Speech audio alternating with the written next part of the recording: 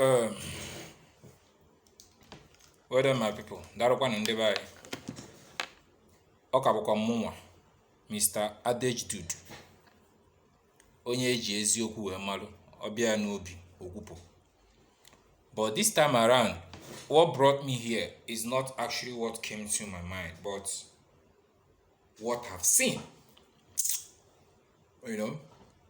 But I have two things actually that I would like to touch today. First was about Pastor Suleiman, Apostle Suleiman, so to say. That's what the name he used to answer. Anụrụ m na afụkwuru m the video ebe ọ gara wee na-atụ onye isi nzukọ nsọ Catholic, that is the leader, the whole worldwide, that is our Pope Francis, ebe ọ tụrụ ya aka wee sị na aka ya dị na ihe gbasara coronavirus a na-egbusisi ndị mmadụ n'ụwa niile gba gburugburu. The word he used there was he's the mastermind, or was a mastermind, whatever. Ndị mmazi asụ Igbo onye amazi ihe mastermind nwa mean. But ihe mụ aghọtara o mean bụ na aka ya dị ya. Mwe na-ajụzi unu. Mwe na-ajụ nyanwa bụ Apostle Suleiman. Okay, na aka ya dị na ihe coronavirus na-egbusisi ndị Italy. What of ka onye aka nke ya dịkwa na nke na-egbusi ndị US, China, Russia, and even this our own country, Nigeria. So na aka nyanwa dị na nke na-egbu ndị Nigeria. Ima ọ na-abụ na-ekwu okwu about some pastors, or the people are now attack na-asị m stop saying all these things I'm saying about men of God, that ka m ghara iji aka m butere onwe m njọ. Who are these men of God? Let me even ask you. Some of them have been into the business we are doing now, but they could not make it. And because of their desperation to be success in life, they went into pastor. Suleiman has been beaten more than he can chew. As now, what feloke oblala. Bose pụtara n'ihu ọta gị ịgwa ndị na-eso gị okwu inwe ihe ya ekwu go Psalm 23 na gbuo. You must not talk shit with your mouth. Each time you're looking at that man, and every single day he's looking tattered, getting ugly on a daily basis, because he's no longer contented with what he have. You must not be like everybody. You must not have everything. That's for sure. The other time was he brassed the prophet TV Joshua. Just because a woman came to you that you could not heal, the woman went there and he was healed. On the process of giving her vote of thanks, he mentioned that he had been to so many places. Haven't you heard of the one that came to visit Odumeje in Onitsha? He also said the same thing, that he had visited so many men of God. He said because not Borogafa for that, he now blasted TB Joshua. Now he's Catholic Pope. This is where the trap that you set for yourself will catch you on your neck. If you are to drag this thing, do you think you can come out of it? I'm talking to you, useless Apostle Suleiman. Do you think you can come out of it? People should not just use their hands to bring curse upon themselves. Yes, you are a man of God. You made to yourself. Who ordained you as a man of God? And you are blasting somebody who was ordained by God himself. Onyana, be careful. The pastor, sir, I'm using you as a point of contact to warn others. Onyana, be careful. You must not prophesy because of the pressure from your members. You must not prophesy because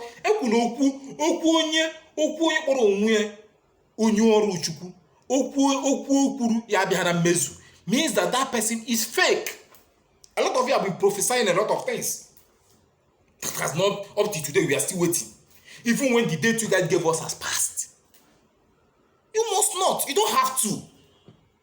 You don't have to.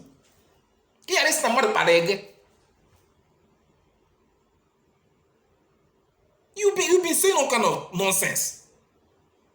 Are you running mad? Is Simbako Nemezi?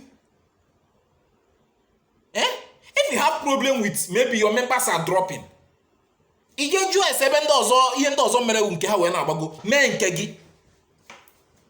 new pastors are coming up that are doing the work you cannot do. You want to tell me now that if I need money and I come to you, you could not give me money, and I went to another place, they give me money, that I will still come back to you? Or do you want to tell me that woman that you could not heal, that TB Joshua healed, will still go back to you? It's not possible. So you have your own problem to yourself. So you shouldn't just be looking for a way to solve your problem by bringing other people down. Which I know you cannot succeed in Catholic. All these unbranded churches. Now, just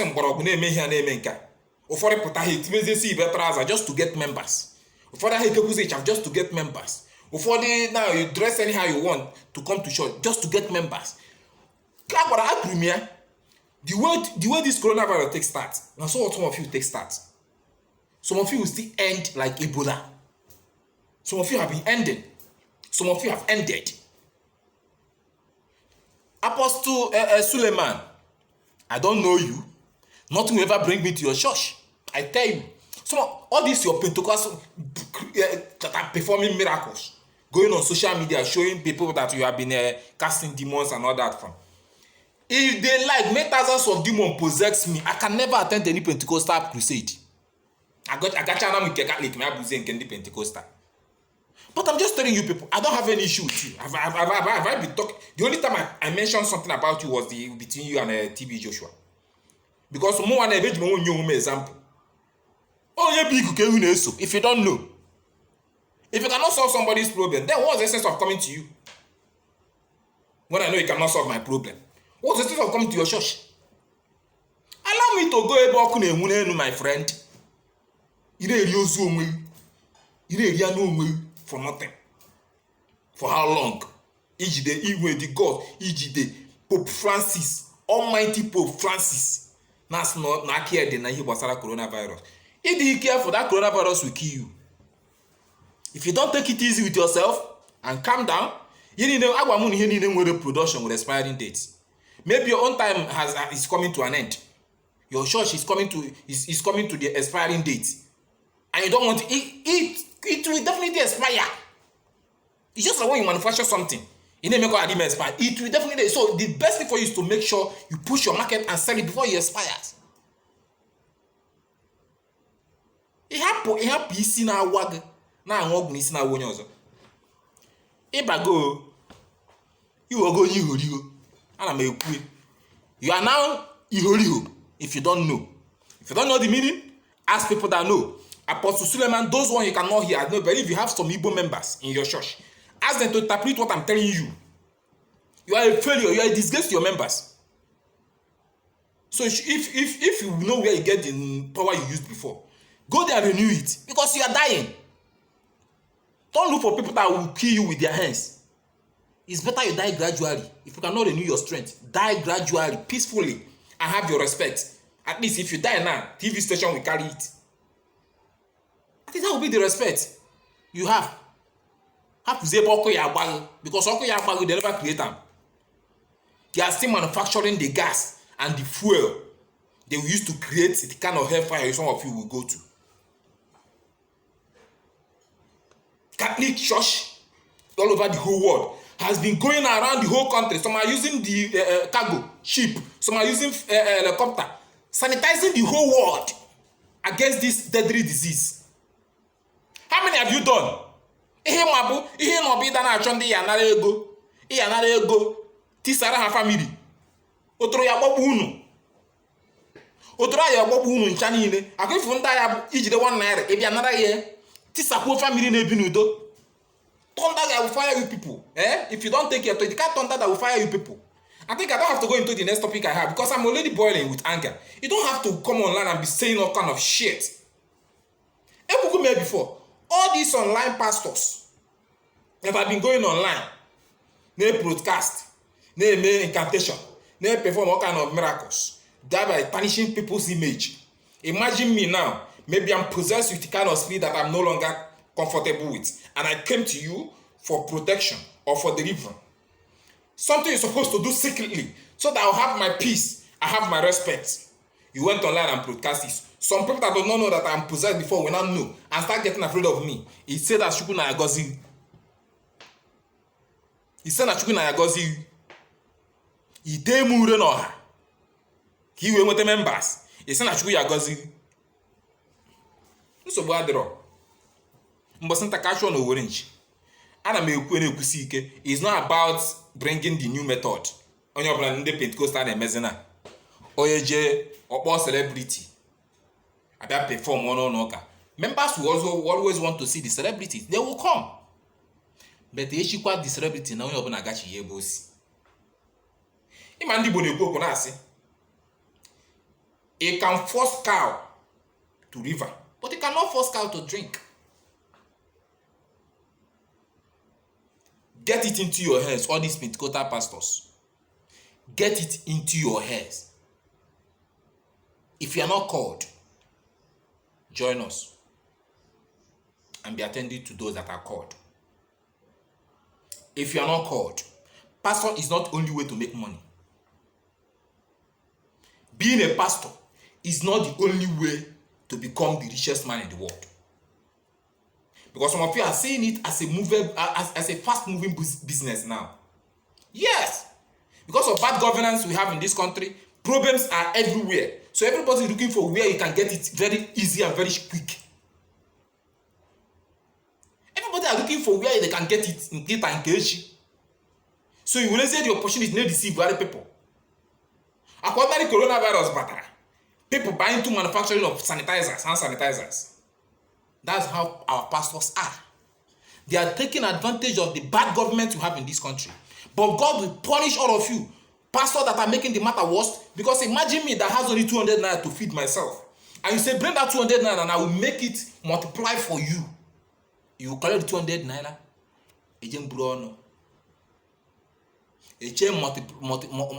multiplication and be multiplying 2 years and no see. Some of these pastors, you call yourself a pastor. Before you say a pastor, you buy tickets, you buy time, you buy dates. Well, the pastor, when you say a list, and you call yourself a pastor, a man of God.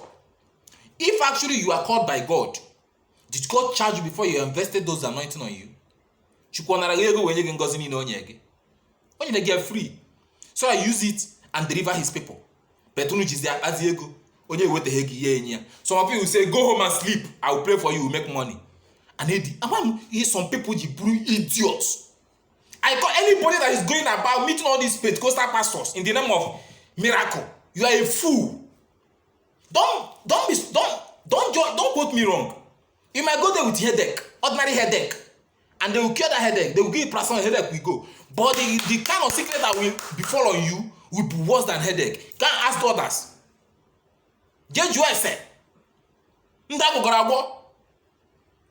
Okay, nature they go now. What's the need? Need ordinary cough. Bang bang. I go cough, you get mental. Can you see it? It's not worse than the way you were before. Mommy, but only you.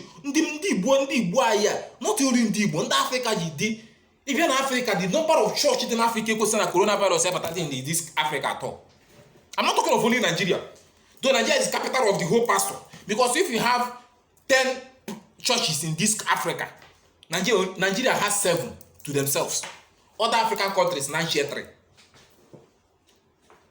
In my people, I prophesy and I say, some people are going about saying that some men of God did New Year revelations, prophesy what will happen this year. None of you see the corona, so and it's true.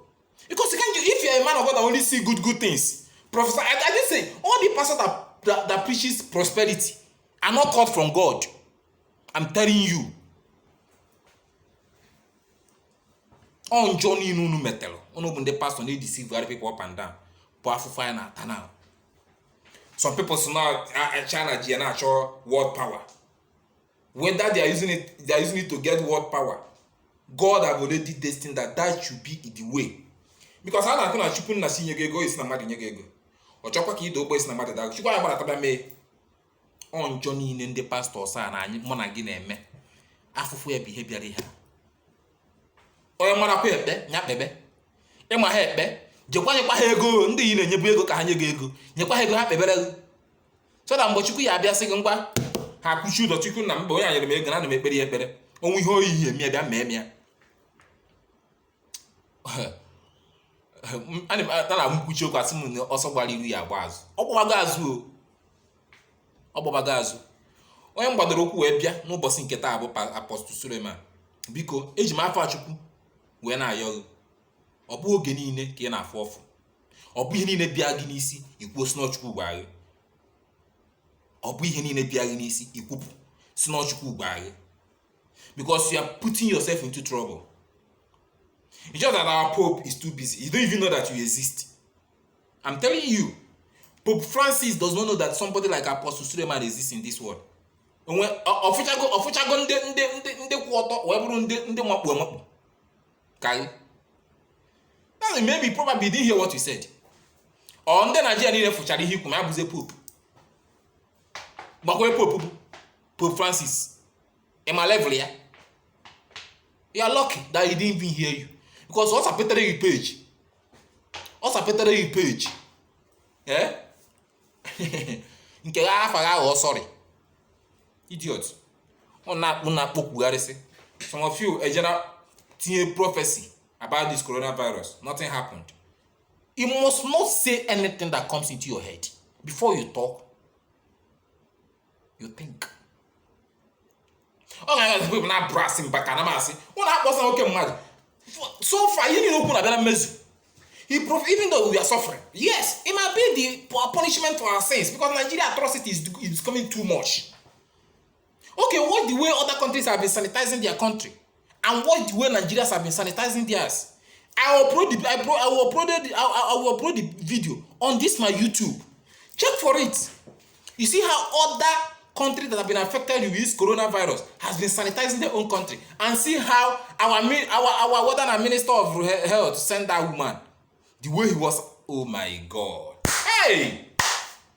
Chukuna, if you guys don't repent with this coronavirus, if all of you, pastors and our leaders, because when they talk of leaders, I count pastors are the same. They are part of it. Because you people cannot open mouth to tell them what we are passing through. Jubre Buhari has been going about and paint everything up and down. Also Baliru, ya bazo. Kodigo no na. But Apostle Suleiman, biko, wadanya. Emara ebisi weri mperi na ike nyere je mezie because ike na ha agbada. Ihe agbo muzukwu isi ọwa nkete ma abuzo onye afọ na asa. Ka ezi isi pastor ewu. Because any Pentecostal pastor that cannot perform any miracle is of no use. Because people are doing competition with you on ourselves.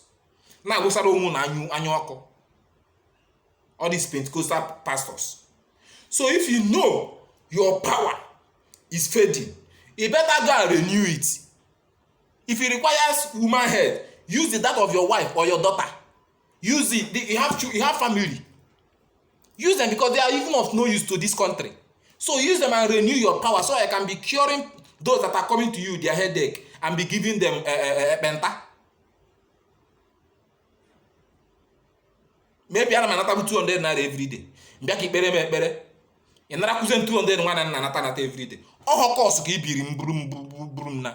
Otoya Bobuchon, go bena. But my best yours because when other things in Kariku, but as you mark you and Apostle Suleiman, I couldn't touch those ones. I'll still come back. But K will go in Kana Tule when I watch her one by one.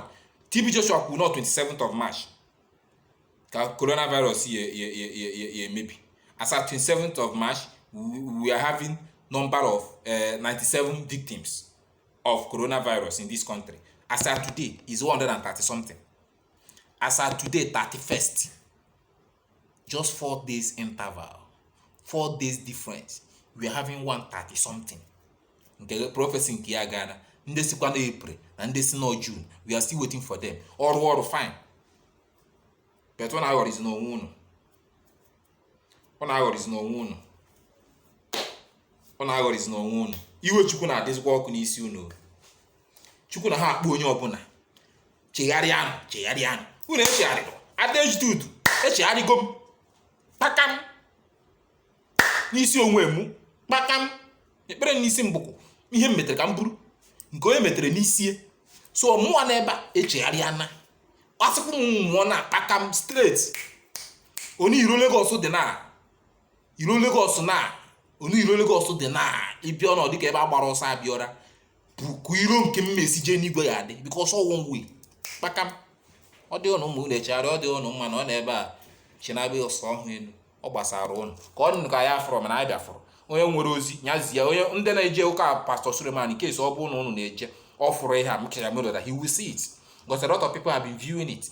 You know, he will see, but in case ọ fụrụ ya gosi ya na ọhụ mmụọ kwuru Adejitude onye ya bụ ọbịa n'obi kwuo nke a mkwuru ọ bụrụ na ọ bịara n'obi na nke m fụrụ n'anya. Ịghọtago? So onye ka o ji dị na ọ bụrụ na ọ bịara m n'obi kwuo ọ nke m fụrụ n'anya. You understand? So jezie ya gbu ya na nsị that if he sincerely called from God, that he should mind the things he say with his mouth. But if he's not come from God, maybe because of where he gets his own power, he should go and renew it. The thing is fading. He can no longer cure headache. Any pastor that cannot cure headache, what are you pastor for? What are you pastoring? So he should go and renew his power with the head of his family, or have the head of any of his members, but that of his useless families. Ordinary.